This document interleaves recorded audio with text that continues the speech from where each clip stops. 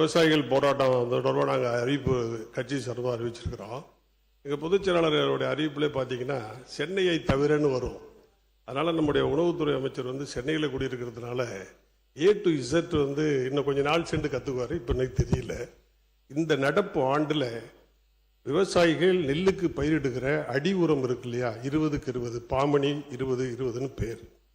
ஒரு மூட்டை 50 கிலோ எவ்வளோ உயர்ந்திருக்கு தெரியுமா? 650 ரூபா உயர்ந்திருக்கு. ஒரு மூட்டை யூரியா 200 ரூபாய் உயர்ந்திருக்கு. இப்ப தமிழ்நாட்டில் எந்த வேலைக்குமே உள்ளூர்ல வேலைக்கு ஆட்கள் கிடைக்கல. இப்ப நான் நடவு நடுறேன்னு சொன்னா ஒண்ணு இயந்திர நடவு நடணும், இல்லைன்னா மேற்கு வங்காளத்திலிருந்து ஆள் வருவாங்க.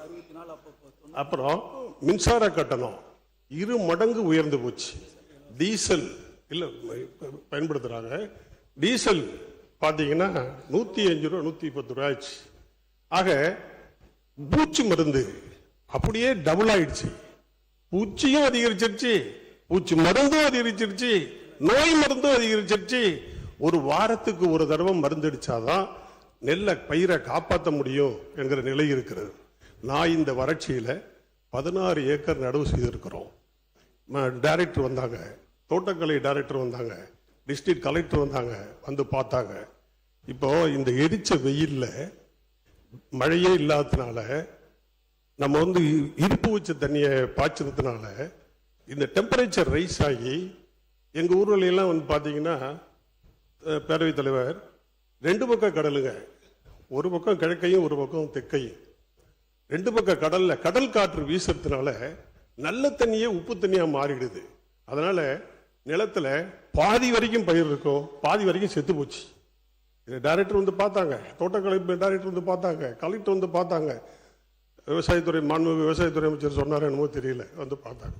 ஆக விவசாயிகளின் பாடு என்பது மிக மிக மிக கஷ்டமான கண்ணீர் விடுகிற ஒரு நிலை இருக்கிறது. இது ஏதோ நிலம் இருக்குது, வேற வேலை இல்லை, வேற வழி இல்லை, அதில் நாங்கள் பண்ணிட்டு இருக்கிறோங்கிறது தான் உண்மையை தவிர, ஈரோட்டில் உங்களுக்கு தென்னை மரம் பொத்து பொத்துன்னு விழுவுது, காய் மஞ்சள் காய்க்குது, கறிக்குது, எல்லா விதமான பணப்பயிர் உங்களுக்கு இருக்கு. எங்கள்கிட்ட ஒண்ணுமே கிடையாது. பார்த்தவங்களுக்கு தெரியும், வேலிக்கருவ பயிர் தான் இருக்கு எங்கள்கிட்ட, சீம காட்டாமணி தான் இருக்குது, ஆகாய தாமரை தான் இருக்குது. அதை அழிக்கணும்னு கேட்கிறோம், அதுக்கும் நீங்க பணம் கொடுக்க மாட்டேங்கிறீங்க, அதையும் அழிக்கல. ஆக விவசாயிகள் 100% அவதிக்குள்ளாகி இருக்கிறார்கள் என்பதை மட்டும் இங்கே பதிவு செய்கிறேன்.